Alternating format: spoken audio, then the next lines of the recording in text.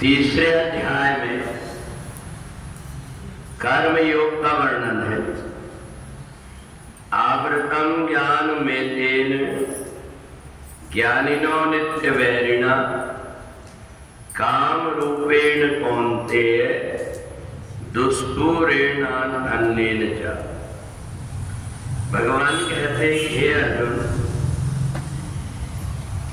सभी पूर्ण न होने वाले अग्नि के समान ये वासना जीवात्मा की शत्रु है, जो ज्ञान को ढक करके और विकारों को उत्पन्न करती है।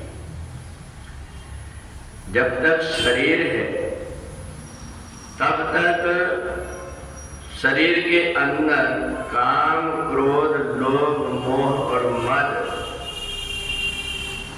ये बनती रहेगी, क्योंकि शरीर इन्हीं तत्वों से मिलकर बना हुआ है, इसलिए सबके अंदर रहती है। परंतु ज्ञान एक ऐसी चीज है, कब हमें क्या करना चाहिए ये रास्ता निकाल लेता है।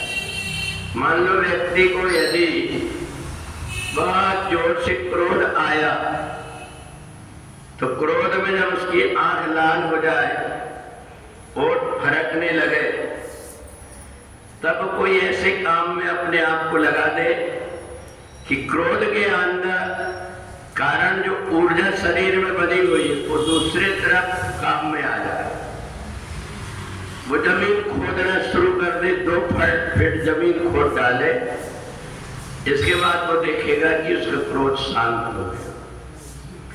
ये जो विकार है शरीर के अंदर, उस समय ऊर्जा तैयार होती है, उस ऊर्जा को हम दूसरी तरफ, इसी प्रकार से वासना की ऊर्जा है, जिस समय ऊर्जा बनकर के तैयार हो, उस समय व्यक्ति कोई ऐसे सघन चिंतन में लग जाए, या उसको ये पता लग जाए कि जो शरीर मेरे को मिला हुआ है, ये शरीर तो पता नहीं कब चला जाएगा, मेरे अंदर की जो ऊर्जा है इससे मैं सत्य का कोई रास्ता खोज लूं, और उस ऊर्जा का उपयोग व्यक्ति करने लगता है।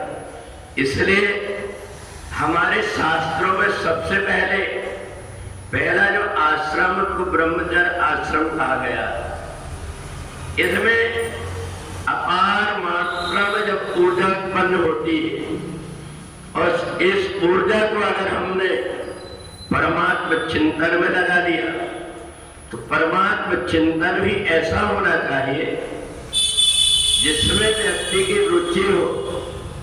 अगर अरुचिकर कोई कार्य होता है, अगर कोई व्यक्ति को बैठाल करके तुम कथा सुनाने के लिए लगा दो, तो उस समय धीरे धीरे करके ऊर्जा जब शांत होती है, तो व्यक्ति को आराम की आवश्यकता होती है। और हमेशा कथा और सत्संग, जैसे लोरी कोई व्यक्ति गा रहा हो, ऐसे जीवात्मा को थोड़ा आराम मिलता है और उसे आलस्य आने लगती है।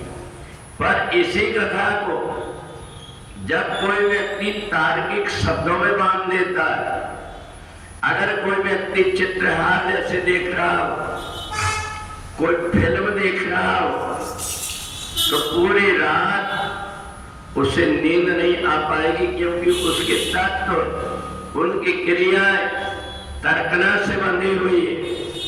और इसलिए भगवान ने कहा कि जितने भी पहले के कर्म योगी हो गए, उन्होंने अपने आप को काम में बांध करके रखा। जनाबाई विट्ठल विट्ठल बोलते हुए कंडे थोपने का काम करती थी, किसी से बात नहीं करती थी। गोरा कुम्हार जब मिट्टी के बर्तन बनाता, उस समय विट्ठल के ध्यान में मग्न रहता। और इसी प्रकार से चाहे संत तुकाराम रहे हो, मुक्ताबाई रही हो, ये सब जितने भी रहे, इन लोगों ने देखा कि शरीर की जो ऊर्जा बनती है इसको दोनों तरफ बांट दो, काम में भी बांट दो और चिंतन में भी बांट दो। तो जब कहीं कोई पानी का फोर्स तेज आ रहा हो तो व्यक्ति 2 धार में 3 धार में जब बांट देता है तो उसका फोर्स कम हो जाता है। ऐसा ही मन की तरंगें भी है। ये मन की तरंगें जब मन में उठती है तो हम अगर एक ही चीज से न संभल रही हो तो हम किसी काम में अपने आप को लगा दे। इसी को भगवान ने कर्म योग कहा।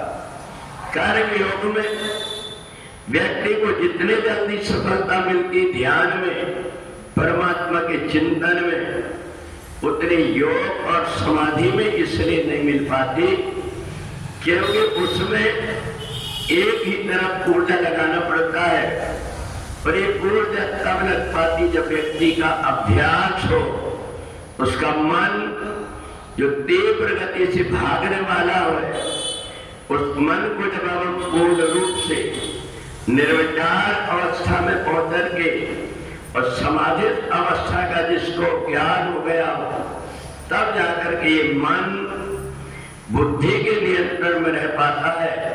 इसलिए सहज और सरल रूप में घर में रह करके घर के जितने भी कार्य हैं उन कार्यों के साथ में हम परमात्मा का यदि चिंतन करते रहते हैं तो हमारा परमात्मा का चिंतन हो जाता है और जो भी हम कार्य कर रहे हैं वो सारे कार्य पूजन बन जाते हैं।